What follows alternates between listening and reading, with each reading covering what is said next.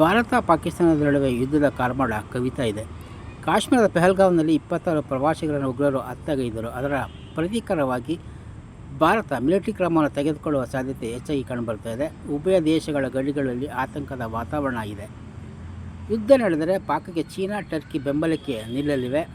ಹಾಗೆಯೇ ಭಾರತಕ್ಕೆ ಬೆಂಬಲಿಸುವ ಅನೇಕ ರಾಷ್ಟ್ರಗಳಿದ್ದರೂ ಕೂಡ ಭಾರತಕ್ಕೆ ಸ್ವಸಾಮರ್ಥ್ಯ ಇದ್ದೇ ಇದೆ. ಭಾರತದ ಶಕ್ತಿ ಮುಂದೆ ಪಾಕ್ನ ಶಕ್ತಿ ಏನೇನೂ ಇಲ್ಲ. ಎರಡು ರಾಷ್ಟ್ರಗಳ ಬಲಾಬಲವನ್ನು ನೋಡೋದಾದರೆ ವಿಶ್ವದಲ್ಲಿ 9 ಅಣ್ವಸ್ತ್ರವನ್ನು ಹೊಂದಿರುವ ರಾಷ್ಟ್ರಗಳಿದ್ದು ಅದರಲ್ಲಿ ಭಾರತ ಮತ್ತು ಪಾಕ್ ಕೂಡ ಇದೆ. ಅಣ್ವಸ್ತ್ರ ಭಾರತದ ಬಳಿ 160 ಇದ್ದರೆ ಪಾಕಿಸ್ತಾನದಲ್ಲಿ 130 ಇದೆ. ಭೂಸೇನೆ ಭಾರತದಲ್ಲಿ ಸಕ್ರಿಯ ಸೇನಾ ಬಲ 14 ಲಕ್ಷ ಇದ್ದರೆ ಪಾಕ್ನಲ್ಲಿ 6.5 ಲಕ್ಷ ಮಾತ್ರ ಇದೆ. ಮೀಸಲು ಸೇನೆ ಭಾರತದಲ್ಲಿ 22 ಲಕ್ಷ ಇದ್ದರೆ ಪಾಕಿಸ್ತಾನದಲ್ಲಿ 2.82 ಲಕ್ಷ ಮಾತ್ರ ಇದೆ. ಸೇನೆಗೆ ಭರ್ತಿಯಾಗ ಬಲ ಯುವಶಕ್ತಿ ಭಾರತದಲ್ಲಿ 48 ಕೋಟಿ ಇದ್ದರೆ ಪಾಕಿಸ್ತಾನದಲ್ಲಿ ಅದು 7.5 ಕೋಟಿ ಮಾತ್ರ. ವಾಯುದಳದಲ್ಲಿ ಭಾರತಕ್ಕೆ ವಿಶ್ವದಲ್ಲೇ 4ನೇ ಸ್ಥಾನ ಇದೆ. ಭಾರತದಲ್ಲಿ 2229 ವಿಮಾನ ಇದ್ದರೆ ಪಾಕಿಸ್ತಾನದಲ್ಲಿ 1399 ಇವೆ. ಯುದ್ಧ ವಿಮಾನ ಭಾರತದಲ್ಲಿ 513 ಇದ್ದರೆ ಪಾಕಿಸ್ತಾನದಲ್ಲಿ ಆ ಸಂಖ್ಯೆ ಕಮ್ಮಿ. 130 ದಾಳಿ ವಿಮಾನ, 899 ಹೆಲಿಕಾಪ್ಟರ್, 57 ದಾಳಿ ಹೆಲಿಕಾಪ್ಟರ್ಗಳು ಭಾರತದಲ್ಲಿದ್ದರೆ ಪಾಕಿಸ್ತಾನದಲ್ಲಿ ಕಮ್ಮಿ. 4200 ಟ್ಯಾಂಕರ್ಗಳು ಭಾರತದಲ್ಲಿದೆ, ಪಾಕಿಸ್ತಾನದಲ್ಲಿ 2627 ಮಾತ್ರ ಇದೆ. ಶಸ್ತ್ರಸಜ್ಜಿತ ವಾಹನಗಳು 1,42,594 ನಮ್ಮಲ್ಲಿದ್ದರೆ, ಹಾಗೆಯೇ ಸ್ವಯಂಚಾಲಿತ ಫಿರಂಗಿಗಳು ನಮ್ಮಲ್ಲಿ 100 ಇದೆ, ಪಾಕಿಸ್ತಾನದಲ್ಲಿ 662 ಇದೆ. ಡ್ರೋನ್ ಫಿರಂಗಿ ನಮ್ಮಲ್ಲಿ 3,975 ಪಾಕಿಸ್ತಾನದಲ್ಲಿ 2,629. ಮೊಬೈಲ್ ರಾಕೆಟ್ ವ್ಯವಸ್ಥೆ ಭಾರತದಲ್ಲಿ 264 ಯೂನಿಟ್ ಇದ್ದರೆ ಪಾಕಿಸ್ತಾನದಲ್ಲಿ 600 ಯೂನಿಟ್.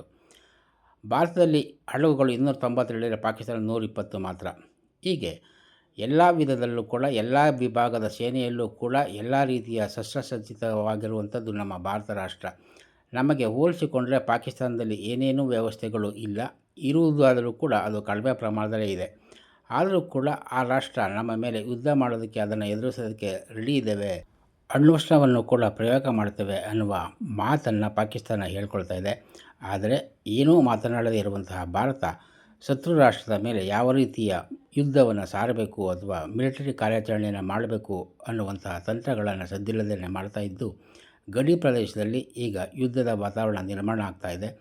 ಯಾವತ್ತು ಮಿಲಿಟರಿ ಕಾರ್ಯಾಚರಣೆಯನ್ನು ಭಾರತ ಆರಂಭಿಸಿದೆ ಅನ್ನುವ ಕುತೂಹಲಗಳು ಇದ್ದೇ ಇದ್ದು ಅದನ್ನು ಎದುರಿಸೋದಕ್ಕೆ ಪಾಕಿಸ್ತಾನ ಯಾವ ರಾಷ್ಟ್ರಗಳ ನೆರವನ್ನು ಅಂಗಲಾಚಿತೆ ಅನ್ನುವುದು ಕೂಡ ಕುತೂಹಲವನ್ನು ಕೆರಳಿಸಿದೆ.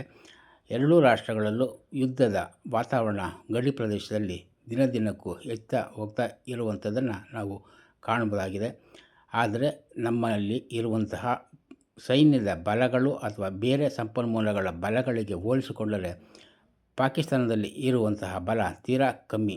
ಆದರೂ ಕೂಡ ಅದು ಯುದ್ಧಕ್ಕೆ ರೆಡಿ ಅನ್ನುವಂತಹ ಮಾತುಗಳನ್ನು ಆಡ್ತಾ ಇರುವಂಥದ್ದು ಮುಂದಿನ ದಿನಗಳಲ್ಲಿ ಯಾವ ರೀತಿಯ ತಿರುವುಗಳನ್ನು ಕೊಡ್ತದೆ, ಆ ರಾಷ್ಟ್ರವನ್ನು ಭಾರತ ಯಾವ ರೀತಿಯಲ್ಲಿ ಮಣಿಸ್ತದೆ, ಅಲ್ಲಿನ ಉಗ್ರಗಾಮಿ ಚಟುವಟಿಕೆಗಳನ್ನು ಯಾವ ರೀತಿಯಲ್ಲಿ ಹತ್ತಿಕ್ತದೆ ಅನ್ನುವಂಥದ್ದನ್ನು ಇಡೀ ವಿಶ್ವವೇ ಕಣ್ತೆರೆದುಕೊಂಡು ಕುತೂಹಲದಿಂದ ನೋಡ್ತಾ ಇದೆ.